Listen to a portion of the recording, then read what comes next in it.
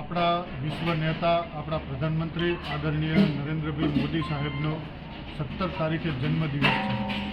તો તેમના જન્મદિવસ અનુસંધાને આપણી ભારતીય જનતા પાર્ટીમાં દર વખતે કાર્યક્રમો કરતા હોઈએ. આ વખતે પણ એ જ રીતે સેવા પખવાડા કાર્યક્રમ અંતર્ગત વિવિધ પ્રકારના કાર્યક્રમો પાર્ટી દ્વારા સમાજમાં એક નવો મેસેજ જાય એના માટે આપવામાં આવ્યા છે. જેમ કે બ્લડ ડોનેશન કેમ્પ, જેમ કે અલગ અલગ વિસ્તારોમાં સ્વચ્છતા અભિયાન, જેમ કે પ્રબુદ્ધ નાગરિકોને દેશની જે વર્તમાન સ્થિતિ સર્જાઈ રહી છે એના માટે એમને માર્ગદર્શન આપવું, એવા અનેક પ્રકારના કાર્યક્રમો. એક પેડ મા કે નામ, આપણે વૃક્ષારોપણ સ્વાભાવિક રીતે દરેક જગ્યાએ કરતા જ હોઈએ, પણ માના નામથી વૃક્ષારોપણ કરવું એ પણ આપણા પ્રધાનમંત્રી મોદી સાહેબનો આઈડિયા છે. તો એ પણ આપણે દરેક બૂથ પર એક પેડ માના નામે દરેક કાર્યકર્તા, દરેક બૂથ પ્રમુખ એ વૃક્ષનું વૃક્ષારોપણ કરે અને એનું લાંબો સમય માટે જતન કરે.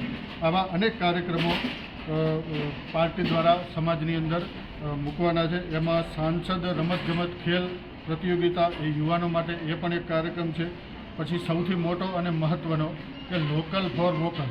આપણા જ દેશની વસ્તુ જે આપણા જ દેશમાં બનતી હોય એ જ વસ્તુનો દરેક વ્યક્તિ, ભારતનો નાગરિક એ વસ્તુનો એનો ઉપયોગ કરે અને એનો વધારેમાં વધારે પ્રચાર કરે, જેથી એનો ફાયદો ભારતને જ થાય અને ભારતના જ વેપારીઓને, ભારતના જ ઉદ્યોગપતિઓને થાય. એના માટે એક લોકલ ફોર વોકલનો જે એક મેસેજ છે એ પણ આપણે એમના જન્મદિવસ અનુસંધાને પાર્ટી દ્વારા આપણે સમાજમાં મૂકવા જવાના છીએ. પછી એક પંડિત દીનદયાલજી, જે અમારા રાષ્ટ્રીય આદ્ય સ્થાપક અને પંડિત દીનદયાલ ઉપાધ્યાયજી, જેમને ભારતીય જનતા પાર્ટીનો જે વિકાસ કર્યો છે, પાર્ટીને જે એમના જે જીવનમાં ખૂબ શીખવા જેવું, ખૂબ જાણવા જેવું છે, એ દીનદયાલજીની જન્મજયંતિ પણ આ સેવા પખવાડાની અંતર્ગત એ આવે છે. તો એમની જન્મજયંતિનો પણ કાર્યક્રમ દરેક બૂથ સુધી કરવાના છીએ અમે લોકો, પાર્ટીના સૌ કાર્યકર્તાઓ. પછી એક છેલ્લે 2 ઓક્ટોબર જે છે ગાંધીજીની પણ જન્મજયંતિ છે. તો ગાંધીજી પણ સ્વદેશીના ખૂબ આગ્રહી હતા.